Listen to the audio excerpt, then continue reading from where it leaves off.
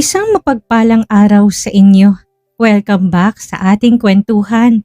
Matapos ang matinding emosyon at pagtatagpo ng puso ni na Christine at DJ sa nakaraang kabanata, heto na tayo sa isang panibagong yugto ng kanilang buhay. Hindi lang ito basta pagbabalik, ito ay isang pagbangon. Ngayong handa na si DJ na harapin ang kanyang nakaraan at muling isuot ang kanyang puting coat. At ang triplets ay masaya na sa piling ng kanilang mga magulang. Sisimulan na natin ang kanilang new beginning. Handa na ba kayong saksihan ng tagumpay, ng pag-ibig at ang pangakong binitawan ni DJ sa gitna ng kanyang oath-taking? Huwag na nating patagalin. Tara na, simulan na natin. Maingat na bumukas ang pinto ng hospital suite ni Christine. Sumungaw si DJ.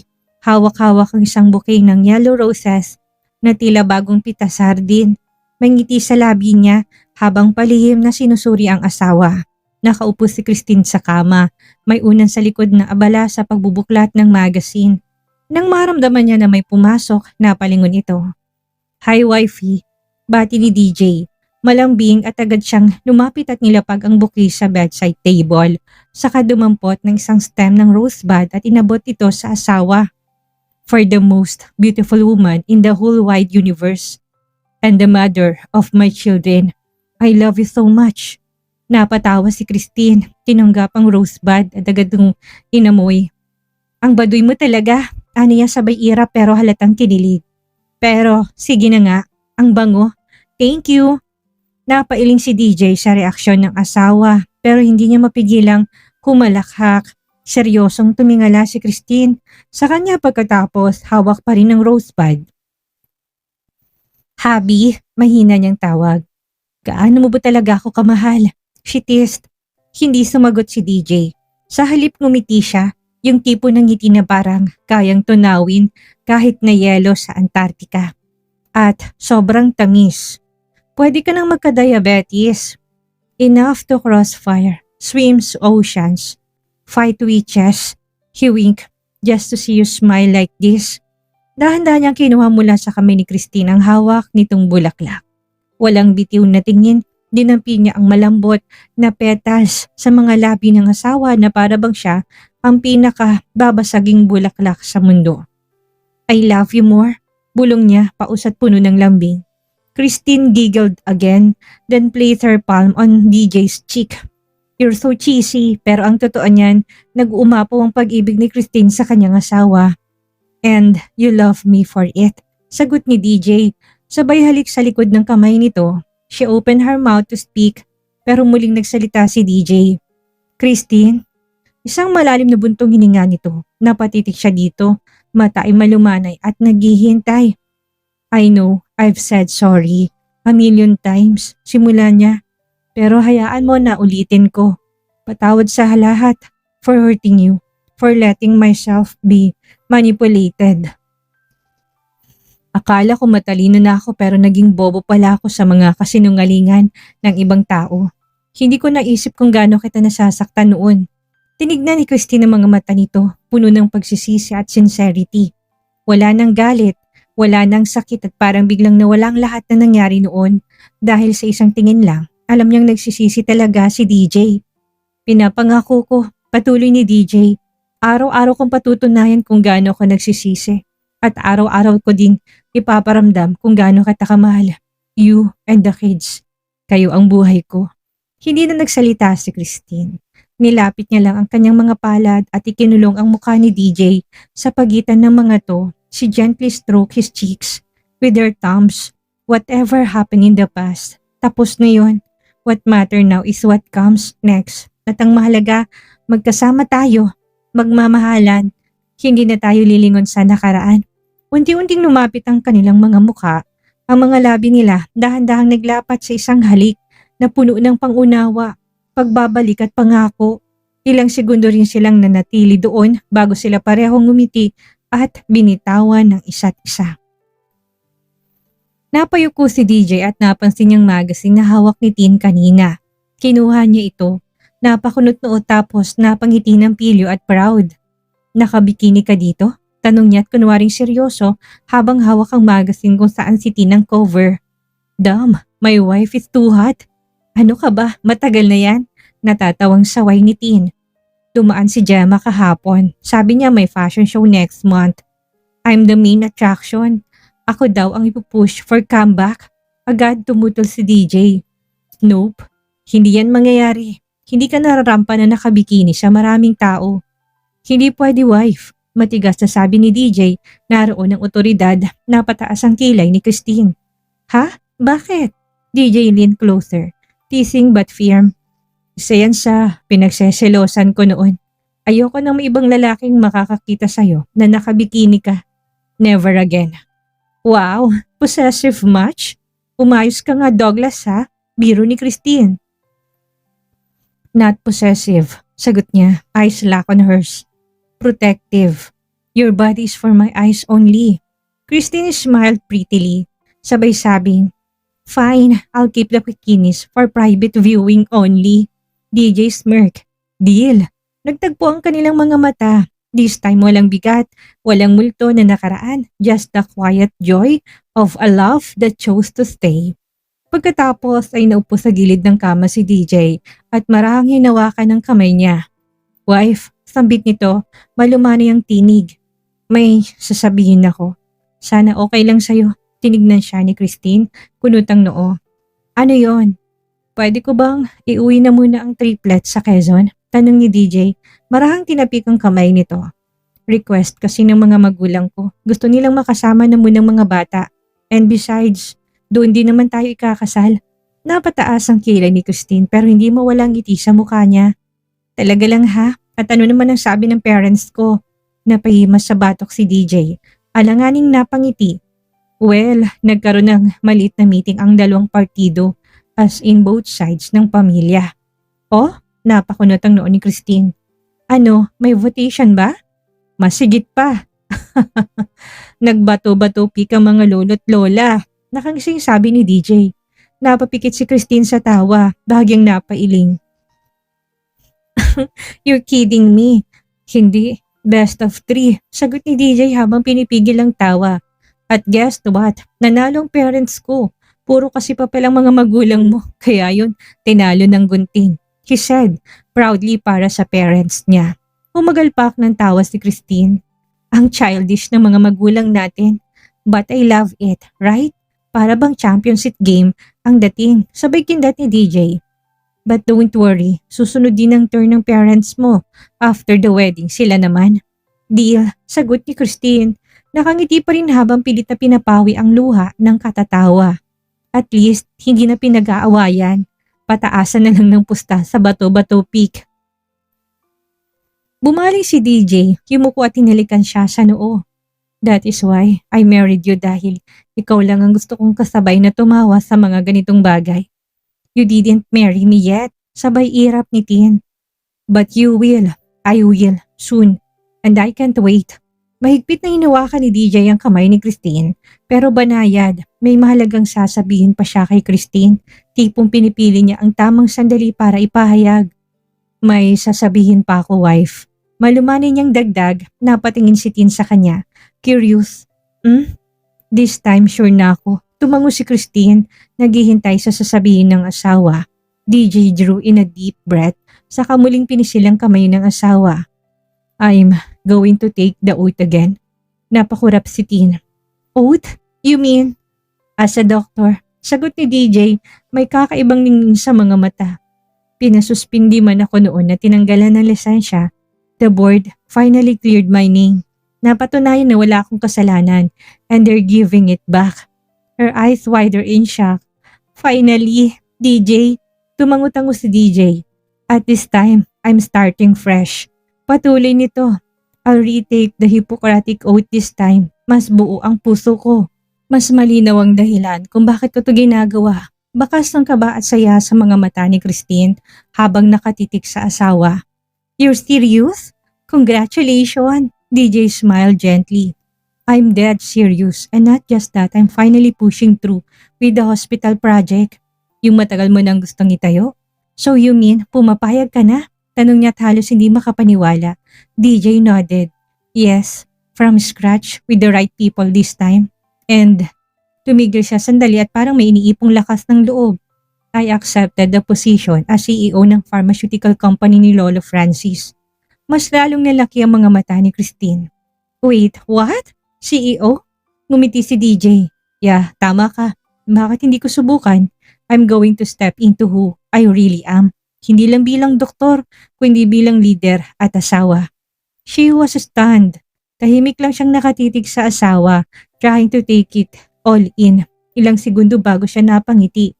Yung totoo at punong-puno ng pagmamalaki. I'm so proud of you, darling. Mahinang bulong niya. Sobra. DJ raised her hand to his lips and kissed it. Lahat ng ito para sa inyo, ng mga anak natin. And for you, wife. Kasi kung hindi dahil sa'yo, hindi ko malalabanan ang lahat ng ginawa sa atin. Ikaw ang nagbigay ng lakas at ng paniniwala na kaya ko. Nanubig ang mga mata ni DJ sa biglang pagkaalala sa nakaraan, lahat ng kamalian niya na ipong bigla sa memorya niya at ang pagbangon niya. Napaluha si Christine pero nakangiti. Whatever happens, I always be here, proud wife, biggest fan, strongest supporter. I love you so much, Douglas Jan. DJ chuckled softly. That's all I need. At sa pagitan ng mga titig nila, ng tahimik na pag-unawat ng pusong buo, muling tumibok ang pangarap nila. This time, mas malinaw, mas matatag at mas magkasama. Parehong tumaas ang kamay nila at pinunasan ng mga daliri nila ang kanilang mga luha. Wala nang sakit sa nakaraan, kundi ang natira na lang ay pagmamahalan sa isa't isa. Biglang bumukas ang pinto ng hospital suite. Hindi lang basta bukas kundi yung tipong masisira na sa lakas. Mami! Sabay-sabay na sigaw ng triplets habang sumugod papasok. Pawis na pawis at hingal na hingal. Nasa likuran nila ang mas pawisan, mas pagod at obviously nagmamakaawang makaupo na si Sylvia, pati ang tatlong yaya sa likod. Pawisan din at hingal.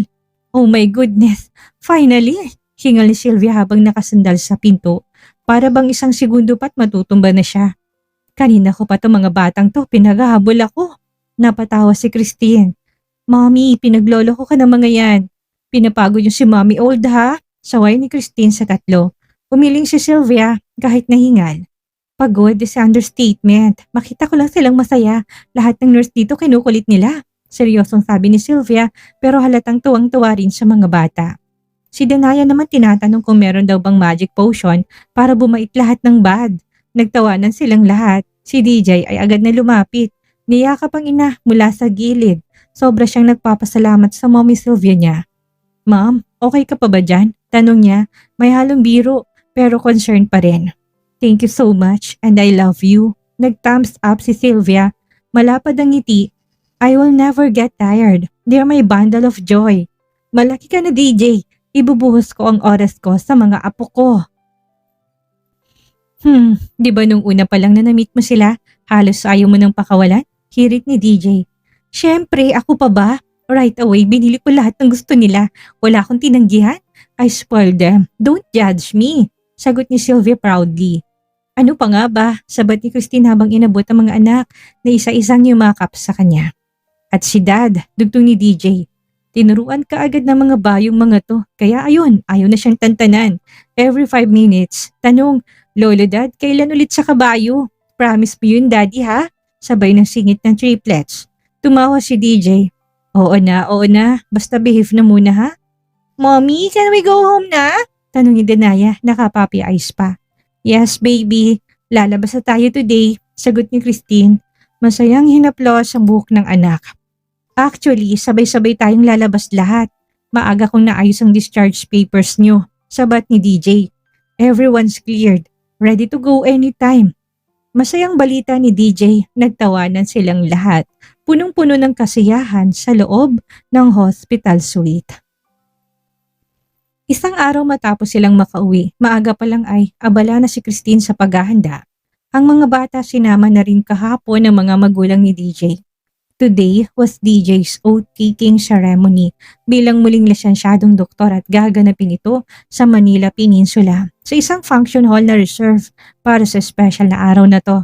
Ang event ay formal, nandun ang mga miyembro ng medical board, ilang high-ranking doctors mula sa iba't ibang hospital, media representatives, mga bagong lisensyadong doktor, at syempre pa ang kanilang mga mahal sa buhay. Pero nagpaalam ng kanilang mga magulang na hindi makakapunta kaya mga kaibigan na lang. May ilang official din mula sa Department of Health at private healthcare sectors. Lahat nakasuot ng mga sleek barong, cocktail dresses at corporate attire. The atmosphere was dignified yet celebratory. Pagkatapos maglagay ng soft makeup at ayusin ang buhok sa isang loose but elegant bun, sinuot ni Christine ang kanyang itim na off-shoulder mini dress na fit sa bewang at bahagyang bumuka sa laylayan, paired with her black strappy high-heeled sandals. She looked effortlessly classy. Sinipat niya ang sarili sa salamin at ngumiti siya nang makita ang resulta. It's not everyday na makikita mong ganito kaulit, glowing in simplicity. She heard soft approaching footsteps sa likod niya at napalingon siya sa pintuan. And for a moment, just a moment, she froze. Nakatayo doon si DJ na nakasandal sa hamba ng pintuan. Nakasuot siya ng classic black suit over a crisp white shirt. Bagyang nakabukas ang collar. Walang korbata, tamang balanse lang ang formal at relax. Ang kanyang buhok ay maayos na nakasuklay. Ang kanyang panga ay bagong ahit at may natural na kinang sa kanyang muka. Confident, composed, and breathtaking. Parang slow motion sa paningin niya habang papalapit to kay Christine. How can one man look so captivating? Ang gwapo talaga ng asawa niya. No wonder na nahulog siya dito noon pa lang. Wala nang tanong kung bakit hanggang ngayon kinikilig pa rin siya at hindi rin maitatagong titig ni DJ. His eyes roam, slow, deliberate mula sa buhok niyang nakaayos pababa sa hubog ng katawan niya sa dress na suot hanggang sa mga paa niyang naka-heels. May bahid ng pagkamanga sa bawat galaw ng tingin niya. Christine lifted her chin, softly, erking down. Confident, composed but inside her heart was fluttering like crazy. DJ took a deep breath and smiled. I don't know kung makakapag-take out pa ako mamaya. Bulong nito. Baka madistract ako sa sobrang kagandahan ng asawa ko. Imbis na mag-out taking, baka sa hotel suite kita madala. Pabirong sabi ni DJ. Napailing si Christine sabay. Hindi. Corny but you can do both. Aniya with giggled at halatang kinilig. Malakas at tumawa si DJ. Sinabi mo yun ha. Lagot ka talaga sa akin mamaya. Piling sagot ni DJ. Hindi inaalis ang tingin sa kanya. Inabot niyang kamay ni Christine at marahang hinalikan ng likod ng palad nito. You ready future doctor's wife? Tanong niya at ngiti-ngiti. I was born ready. Sagot ni Christine sabay pulupot ng braso sa braso ni DJ. Sabay silang tumungo palabas ng kwarto at handa nang harapin ang bagong yugto ng buhay nilang magkasama. Masaya at mas matatag. Pagdating nila sa Manila Pen, napangiti si Christine habang bumababa siya ng sasakyan. Mahigpit na hawak ni DJ ang kamay niya at kahit na nakasuot ito ay parang hindi nito alintan ng init ng araw o ang atensyon ng mga tao. The man walked with confidence, with purpose at proud siyang nasa tabi niya. Pagpasok nila sa lobby ng hotel agad silang sinalubong ng ilan sa mga kaibigan nila. Una niyang napansin si Dr. Azriel, kasamang asawa niyang si Ira.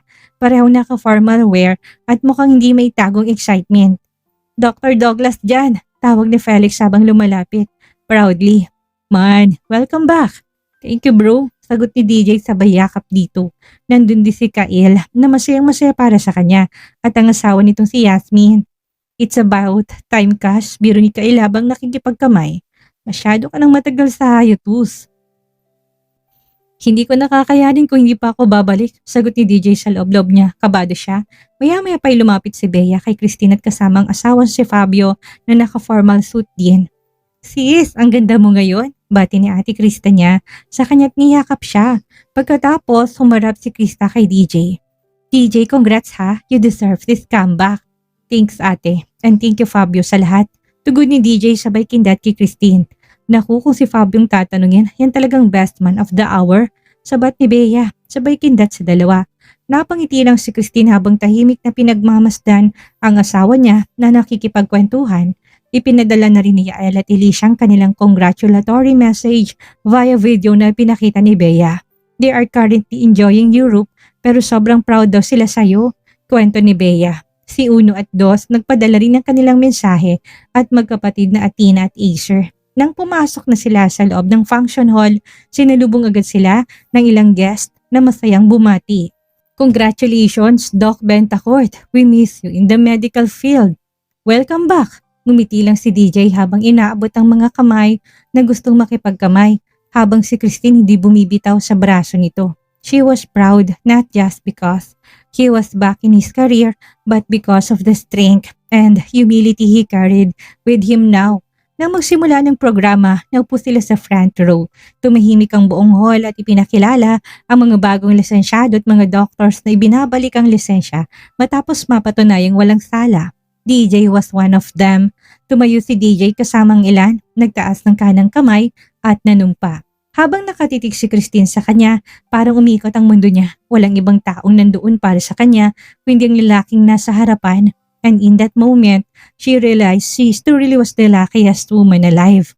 Siya ang pinakamasayang asawa sa buong mundo for having DJ in her life. Pagkatapos ng kanilang panunumpa, ay isa-isa silang bumaba sa stage pero tinawag ng MC si DJ. Doc Bentacourt, can you give us a short message? Aniya. Tatanggi na sana si DJ kaya lang biglang nagingay ang mga bisita. Speech! Speech! Sunod-sunod ang sigawan mula sa audience. Mabilis na lumapit sa kanya ang MC at inabot ng mic. Napahima sa batok si DJ habang nakangiti. Tinanggap ang mic at umakyat muli sa stage. Tumayo siya sa crowd, trying to hide the shyness behind his confident smile. Nang makarating sa podium, sandali siyang tumahimik at parang pinakaramdaman na muna ang bawat tao sa loob ng venue bago siya nagsalita. Hindi ako sanay magsalita sa harap ng maraming tao na hindi ko pasyente. Pabirong bungad niya, nagtawanan ng ilan but seriously nagsimula siya ulit. This time with calm and depth in his voice. Ang pagbalik ko sa medicine field ay hindi madali. There was a time I thought I'd lost everything. My license, my name, my dignity. Pero mas masakit doon, muntik kong mawalang pamilya ko. May bahid ng lungkot ang tinig ni DJ. Tahimik ang buong hall, taimtim na nakikinig kay DJ. Marami akong pagkukulang and let myself be manipulated by the wrong people. I forgot why I chose this path in the first place. Pero alam niyo kung ano yung nagpabalik sa akin? He paused for a moment at tumingin sa audience bago mapakong tingin kay Christine na nakaupo sa unahan. Pagmamahal. Ang pagmamahal ng isang asawa, ng mga anak, ng pamilya, at ng mga taong naniwalang hindi pa huli ang lahat para bumangon ulit. He is mild, proud, and emotional at the same time. So, sa lahat ng nandito ngayon, lalo sa mga kapwa ko doktor, may mga panahon na matatalo ka, mapapagod ka, minsan mawawala ka sa sarili mong landas. But you don't have to stay lost. Kahit gaano ka pa katagal na walan ng direksyon, as long as you have love and purpose, you can always find your way home. Isang magsigabong palakpakan ng sumunod, tumango si DJ at marahang sinara ang mic. Bumaba siya ng stage, naglakad papunta kay Christine pero hindi na naghintay si Christine na dumating si DJ sa kinaroonan niya. Tumayo ito at sinalubong siya ng mahigpit na yakap. Kasunod ang isang mabilis pero punong-puno ng damdaming halik sa labi. Ang galing mo, Doc, bulong ni Christine habang nakatingala sa asawa. Sobrang proud. Para sa'yo yun, wife, sagot ni DJ sabay kindat. Tila walang ibang tao sa paligid nila sa mga sandaling yun. Kung hindi sila lang, para bang lahat ng pinagdaanan nila ay nauwi sa isang simpleng yakap at halik. Pero sapat na para malaman nilang nandun pa rin ang pagmamahal, buo at matatag. DJ smiled at her adoringly, then he pulled her against him at muling hinagkan sa labi. At diyan nagtatapos ang napakasaya at nakakakilig na kabanata. Mula sa matinding unos at kabaliwan, nakikita na natin ang liwanag ng tagumpay at bagong simula para sa pamilya ni DJ at Christine. Isang magandang aral ang iniwan ng kabanatang ito sa atin. Kahit na gaano ka pa madapa o mawala sa landas dahil sa mga maling tao at pagkakataon, hindi pa huli ang lahat para bumangon. Basta't naroon ang pagmamahal at suporta ng pamilya. Matututunan mong muling mahanap ang daan pabalik sa iyong tunay na layunin. Napakasarap sa pakiramdam na makitang muling nakatayo si DJ bilang isang ganap na doktor at CEO habang buo at masayang kanilang pamilya kasama ang ating paboritong triplets. Maraming salamat sa inyong walang sawang pagsubaybay at pagmamahal. Huwag niyong kalimutang i-like, mag-comment ng inyong mga saloobin at i-share ang video. Hanggang sa susunod na kabanata, mag-iingat po tayong lahat at God bless.